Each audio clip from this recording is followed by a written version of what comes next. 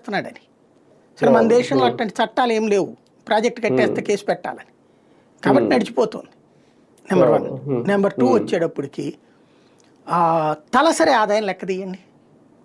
2014కి ముందు ఎంత ఉంది, 2024 టైంకి ఎంత ఉంది?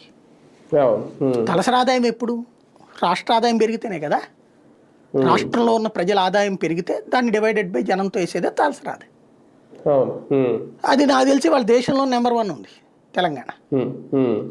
మరి అది కేసీఆర్ సాధించిందా, విఫలమైందా? విఫలమైతే వస్తుందా? ఆంధ్ర అద్భుతము ఘనం అనుకుంటే ఇక్కడ లేదే. ఇంకోటి ఎడ్యుకేషన్ సిస్టమ్, నిరక్షరాస్యతలో దేశంలో నెంబర్ 1 ఆంధ్ర ఉంది, తెలంగాణ అందులో లేదు. అది ప్రయోజనమైందా, నష్టమైందా? ఇలా లెక్కేస్తే కేసీఆర్ సాధించిన లెక్కలు బోల్డ్ ఉన్నాయి 10 ఏళ్లలో.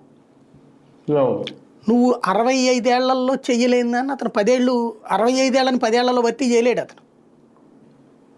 65 ఏళ్ళు కాంగ్రెస్ లేదు అక్కడ, 40 ఏళ్ళు ఉంది, 45 ఏళ్ళు 50 ఏళ్ళు ఉంది. మధ్యలో 20 ఏళ్ళు నువ్వెంత ముందున్న పార్టీనే కదా, తెలుగుదేశం పార్టీనే కదా అధికారంలో ఉంది. పోనీ అప్పటి లెక్కలది కంపారిజన్. ఒకటే ఏంటంటే మీడియాలో ఇదివరకు రిపోర్టర్ని కన్విన్స్ చేసి వార్తలు రాయించుకునేవాళ్ళు.